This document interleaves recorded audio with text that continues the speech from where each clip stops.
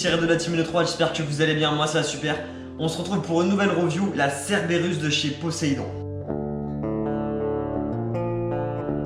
À l'intérieur de cette boîte, nous avons donc le manuel d'utilisation, la magnifique Cerberus, une tige de nettoyage, un chargeur mid-cap type PMAG qui peut contenir 180 billes. Il n'est pas en métal, il est en polymère. Vous avez également un capuchon rouge, car dans certains pays c'est obligatoire, suivi d'une clé Allen. Vous avez une prise DIN, je vais y revenir juste après. Et vous avez également un adaptateur pour passer en Tamiana ou en T-DIN. Donc vous avez de jolis petits marquages, le logo Cerberus qui est magnifique. Seulement pour entraînement, Poséidon. Bon, ça, on va le virer. Hein. Made in Taiwan, la base. Le logo Poséidon.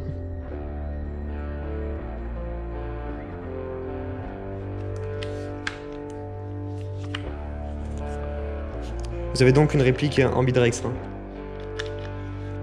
La réplique pèse 2,375 kg, elle est en CNC et en ABS, donc tout le dessus est en CNC, sauf les mires bien sûr et la poignée. Le garde-main de 4,5 pouces est en aluminium CNC avec bien sûr des emplacements M-LOK.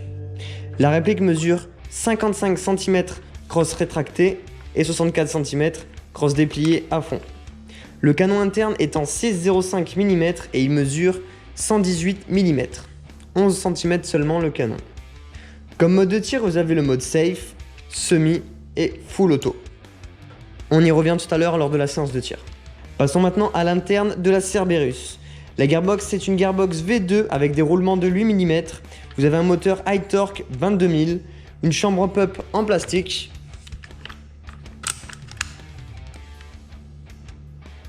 À l'intérieur de la gearbox, le cylindre et la tête de piston sont en fibre de nylon. La queue de détente est électronique, elle est programmable grâce à un MOSFET Poséidon.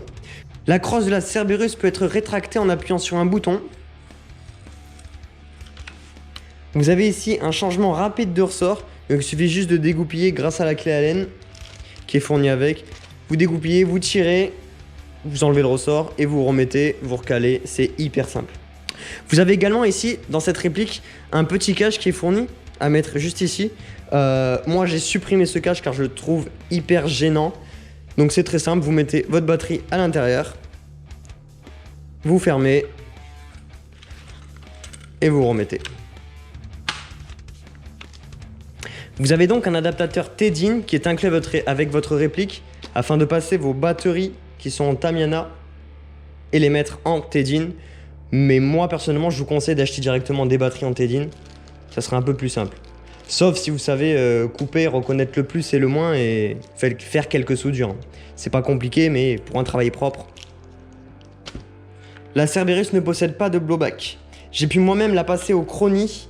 Donc on est à 360 fps en 0,20 g, soit 1,10 joules. Comme vous avez pu le voir tout à l'heure, vous avez un câblage argent à l'intérieur, donc ce qui vous permet d'utiliser des batteries en 11,1 afin que ça déboîte à fond. Pour régler la crosse, c'est très simple, il vous suffit d'appuyer sur ce petit bouton et de tirer.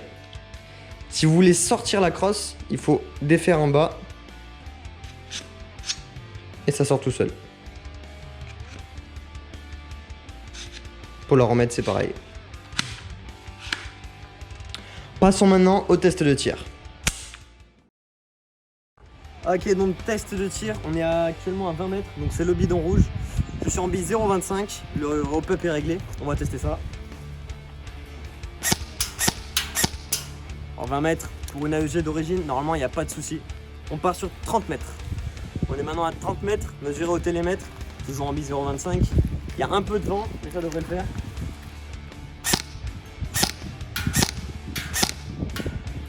Ok, passage à 40 mètres, ça commence à être un peu plus intéressant.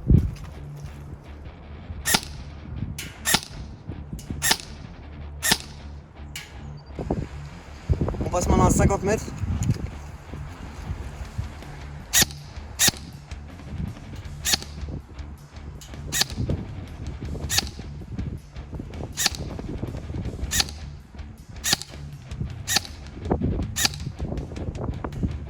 Donc 50 mètres, ça y va. Les billes dépassent toujours le 50 mètres. On peut toucher. C'est un peu compliqué avec le vent qu'il y a. Mais sinon, ouais. Ok, donc test du full auto. Donc on passe la réplique en automatique. On est à 30 mètres.